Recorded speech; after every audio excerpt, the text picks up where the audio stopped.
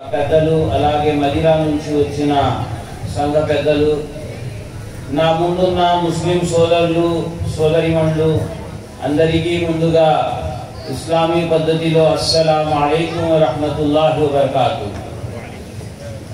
ముందుగా సకల స్తోత్రాలు సకల లోకాల ప్రభు అయిన అల్లాహ్కు మాత్రమే.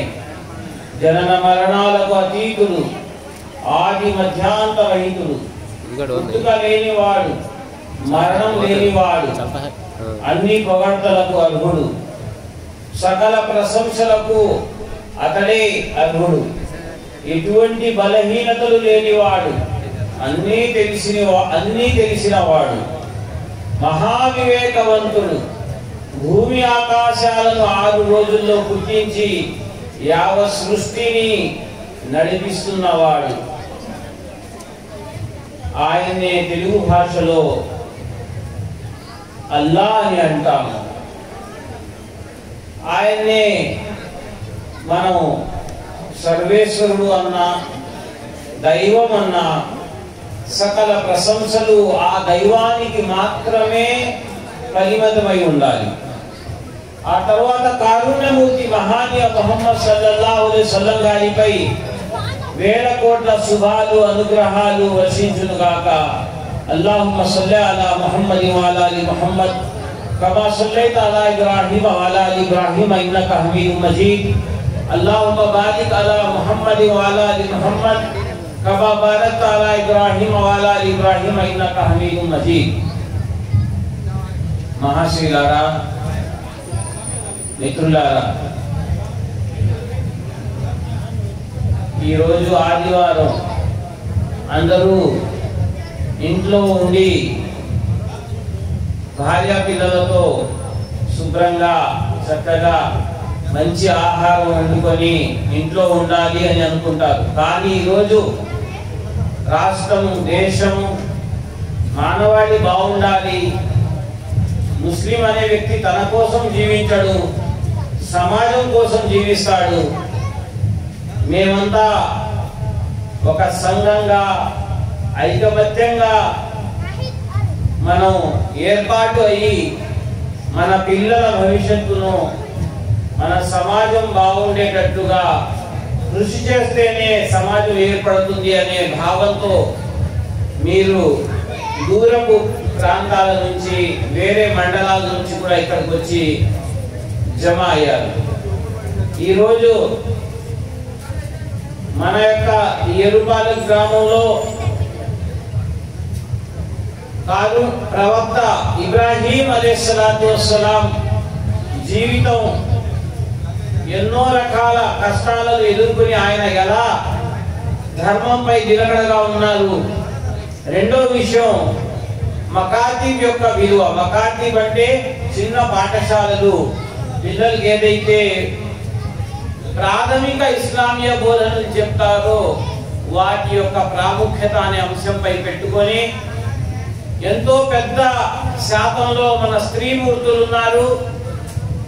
ఏదైతే సమాజం బాగుండాలని అనుకుంటారో ఆ సమాజంలో పురుషులతో పాటు స్త్రీలలో కూడా అవగాహన పెరగాలి.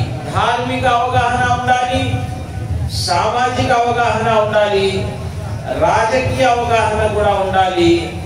కాబట్టి ఇటువంటి కార్యక్రమాలు మనలో మానవత్వాన్ని, అలాగే సమాజం పట్ల స్పృహను, అలాగే మనిషిగా పుట్టినందుకు నాపై ఎటువంటి బాధ్యతలు ఉన్నాయి అనే విషయాన్ని కూడా మనకు ఇటువంటి కార్యక్రమాలు గుర్తు చేయడానికి ఏదైతే ముస్లిం ఐక్య సంఘం వారు ఏర్పాటు చేశారో నేను ముందుగా సంఘం వారికి ప్రత్యేకమైన ధన్యవాదాలు, కృతజ్ఞతలు తెలియజేస్తున్నాను.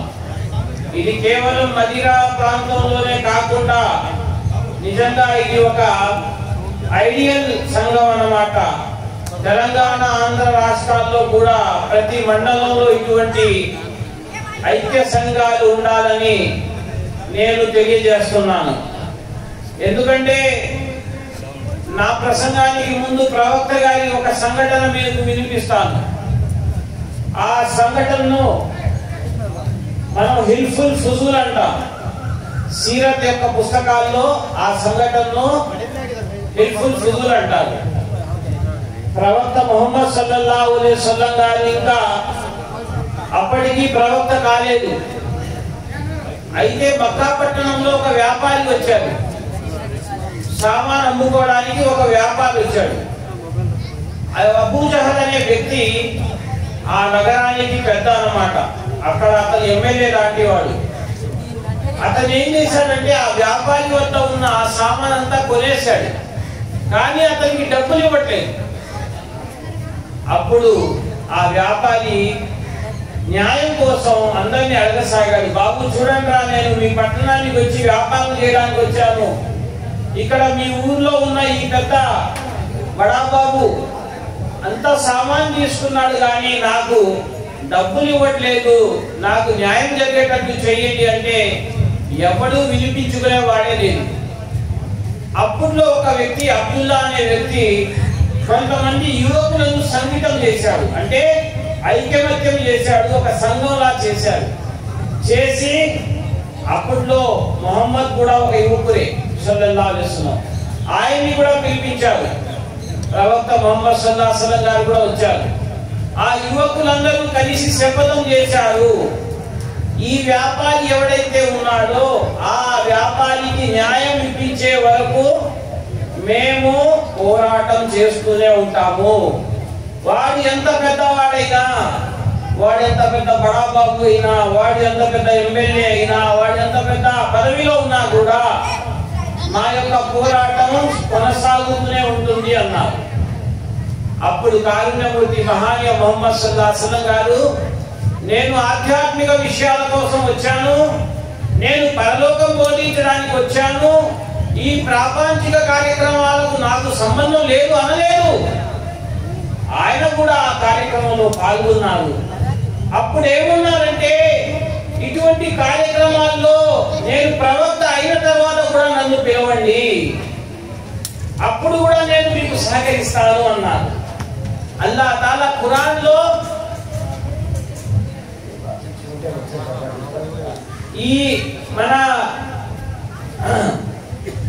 ఖురాన్లో మనకు ఒక దువా నేర్పించాడు అల్లాహ్ తాలా. ఏ దువా నేర్పించాడు? రబ్బనా ఆతినా ఫిద్ దునియా హసనా వ ఫిల్ ఆఖిరతి హసనా వ కినా అదాబన్నార్. ఓ దైవమా, ఓ అల్లాహ్, ఇహలోకంలో కూడా మంచిగా ఉంచే, ఇహలోకంలో కూడా శాంతిని ప్రసాదించు, ఇహలోకంలో కూడా గౌరవంగా ఉండేటట్టు చూడు, పరలోకంలో కూడా హసన అంటే మంచిని ప్రసాదించు, నరకం నుంచి కాపాడు దైవమా. ఇహ పరలోకాల సాఫల్యం కోరుకుంటుంది ఇస్లాం. ఈ దువా ద్వారా ఏం తెలిసింది? ఇహ పరలోకాల సాఫల్యం కోరుకుంటుంది. ఈ ప్రపంచంలో కూడా బాగుండాలి, ఆ లోకంలో కూడా బాగుండాలి అన్నదే ఇస్లాం యొక్క ముఖ్య ఉద్దేశం. ముస్లిం ఐక్య సంఘం యొక్క ముఖ్య ఉద్దేశం కూడా ముస్లింలు ఈ ప్రపంచంలో కూడా గౌరవంగా ఉండాలి, ముస్లింలు ఐకమత్యంగా ఉండి మానవులందరూ సుఖ సంతోషాలతో ఉండేటట్లు చూడాలి, పరలోకంలో కూడా భగభగమంటే ఆ నరకాగ్ని నుండి కాపాడబడాలి అన్నదే ఈ మదీనాలో గాని ఈ ఎదురుపాలలో గాని చేస్తున్న ఈ ముస్లిం ఐక్య సంఘం యొక్క ముఖ్య ఉద్దేశం. అవునా కదా? అందుకోసమే మీరంతా వచ్చారు. ఐక్య సంఘం అంటే కొంతమంది 10 మంది 20 మందితో కాదు, మనమంతా కలవాలి. మనం డబ్బు ఇవ్వవసల్లా, మనం మన యొక్క వ్యక్తి, మన మనిషిగా వచ్చి నేను ఇందులో ఒక భాగస్వామి అవుతాను. ఒక వ్యక్తి ధనవంతుడు, నేను నా వంతు ఒక 1000 రూపాయలు ఇస్తాను. ఏ రూపేణా అయినా మీరు ఇందులో ఒక ఐక్యమత్యంలో కలిస్తే మీ యొక్క పిల్లల భవిష్యత్తు గురించి, మీ యొక్క ఊళ్ళో మసీదు గురించి, మీ విశ్వాసం గురించి అన్ని విధాలుగా కూడా ఈ యొక్క సంస్థ పనిచేస్తుంది. ఈ సంస్థలో మీరు భాగస్వాములు కావాలి అన్నదే ముఖ్య ఉద్దేశం. అయితే ప్రవక్త గారు ఆ యొక్క యువకులందరూ శపథం చేశారు, ఈ వ్యక్తికి న్యాయం ఇప్పిస్తామని. అప్పుడు వాళ్ళంతా కలిసి అబూజహల్ వద్దకు వెళ్ళారు. వెళ్ళి ఈ వ్యాపారికి నువ్వు న్యాయం చేస్తావా లేదా, లేకపోతే మేము ఇక్కడే పోరాటం చేస్తాము, నిరసన చేస్తాము, ధర్నా చేస్తాము అన్నారు. ఇంతమంది యువకులతో గొడవ నాకెందుకులే అని అంత పెద్ద బడాబాబు కూడా దిగొచ్చి ఆ వ్యాపారికి ఇవ్వాల్సిన డబ్బులు ఇచ్చేశాడు. న్యాయం జరిగింది. ఇదండి న్యాయం. మనోడిగా పరాయి ఓడిగా అనేది ఉండదు. ఎవరికైనా అన్యాయం జరిగితే ముందు మనమంతా నేనున్నాను నీతో పాటు అని నిలబడాలి. అలాంటి ధైర్య సాహసాలు తెచ్చుకోవాలి. మన రాష్ట్రానికైనా మన దేశానికి కూడా అలాంటి యువతరం కావాలి. కాబట్టి నేను నా ప్రసంగానికి ముందుగా ఈ యొక్క సంఘటన చెప్పాను. అయితే మళ్ళా నా యొక్క సమయం అవగానే నాకు పత్రికలో రాసి చెప్పేయండి. మీరంతా కూడా ఎంతో ఉత్సాహంగా పిల్లలతో, అలాగే స్త్రీమూర్తులు కూడా చాలా పెద్ద సంఖ్యలో ఇక్కడ హాజరై ఉన్నారు. నేను చాలా సంక్షిప్తంగా కొన్ని విషయాలు మీ ముందు ఉంచుతాను. నా యొక్క తెలుగు అర్థమవుతుందా? మై అర్థం కాకపోతే చెప్పండి. దేవుడు మనిషిని సర్వాను సుందరంగా పుట్టించాడు. మనిషి అంటే ఎవరండి? మనమే. ఒకసారి చూసుకోండి, మీరు అందంగా ఉన్నారా లేదా? అందరూ సర్వాను సుందరంగానే ఉన్నారు. ఈ యావత్ జీవరాశుల్లో సూర్యుడు కంటే, చంద్రుడి కంటే, ఆకాశం కంటే, ఈ చెట్ల కంటే, ఈ యొక్క జీవరాశుల్లో అందరికంటే అందగాడు ఎవరు అంటే మనిషి. వలకద్ కర్రమ్నా